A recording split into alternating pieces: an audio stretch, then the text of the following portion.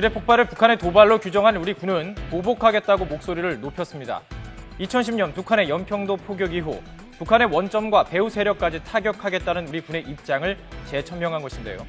한민구 국방부 장관은 오늘 열린 당정협의에서 앞으로 DMZ 주도권을 장악하기 위한 작전을 하겠다고 밝혔습니다.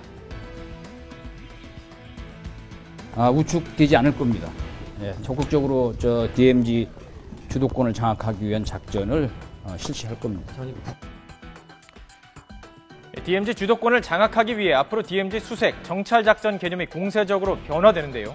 북한군이 군사 분계선을 넘지 못하도록 저지하는 것이 그동안의 개념이었다면 앞으로는 군사 분계선을 넘는 북한군을 격렬시키는 쪽으로 바꾼다는 방침입니다. 우리 군 당국이 북한의 목함지뢰 도발에 대한 응징 대책으로 혹독한 대가가 따를 것이라고 천명했지만 북한군이 지뢰를 매설한 장면을 포착하지는 못해서 실제 실행 방안에 제약이 있는 상황인데요. 이 때문에 군은 심리적 압박 카드가 될 대북 확성기 방송을 재개하기로 결정했습니다. 군이 대북 확성기 방송을 마지막으로 한 것은 지난 2004년으로 같은 해 남북 장성급 군사회담 합의에 따라 확성기 방송이 중단됐습니다.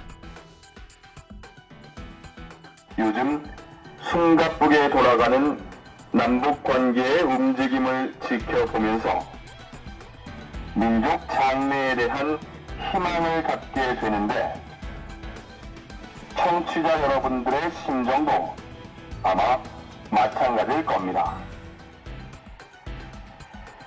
남북이 하나로 합해져 남보라는 듯이 살기 위한 최상의 방법은 군사적 신뢰를 바탕으로 경제 교류와 협력을 군 당국은 11년 만에 재개된 대북 확성기 방송을 파주 1사단과 중부 지역 등 두 곳에서 실시하겠다고 밝혔는데요. 북한을 비방하는 내용보다는 우리 체제의 우수성을 홍보하고 북한 도발의 부당성을 알리는 데 초점을 맞출 것이라고 덧붙였습니다. 군 당국이 이처럼 대북 확성기 방송을 전격 재개한 것은 북한의 체제를 흔들 수 있는 최대 약점이 바로 확성기 방송이기 때문입니다.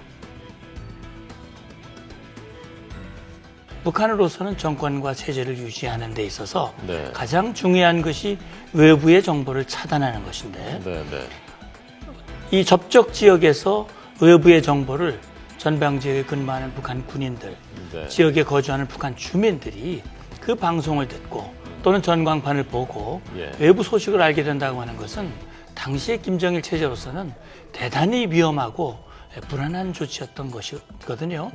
2010년에 다시 우리가 확성기를 524 조치의 일환으로 그걸 다시 설치했을 때 북한이 조준 타격하겠다고 아주 민감하게 반응한 이유도 바로 거기에 있다. 따라서 우리 정부가 군이 첫 번째 조치로서 그렇게 한 것은 그만큼 북한의 가장 아픈 부분이 어딘가를 정확히 알기 때문에 급소를 찌르고 있다라고 이렇게 보시면 될 것 같습니다. 대북 방송은 특히 주체 사상과 우상화 교육 등이 전부라 생각하고 입대한 신입 병사들에게 큰 충격을 주었던 것으로 알려졌는데요. 2004년 평안북도 용천역 폭발 사고 당시 대북 방송을 들은 북한군 병사들이 집에 안부 편지를 쓰다가 부대 검열에 걸리는 사례가 있었고요. 비가 오니 빨래를 걷으라는 일기 예보에 북한군 부대에서 실제 빨래를 걷었다는 일화도 있었습니다. 대북 방송과 함께 응징 방안으로 검토되는 것으로 이달 말에 시행되는 을지 프리덤 가디언 연습과는 별개로 B2 스텔스 폭격기, F-22 스텔스 전투기 한반도 출동을 미국 측에 요청하는 것이 제기되고 있습니다. 규모는 작지만 빠른 속도로 타격이 가능한 최첨단 폭격기로 북한의 물리적인 도발을 억제할 수 있는 효과가 있을 것으로 예상되고 있습니다. 북한으로서는 사실 6.25 전쟁 때 북한이 가장 큰 그 피해를 입은 것이 우리 미군 폭격기에 의한 폭격이었습니다.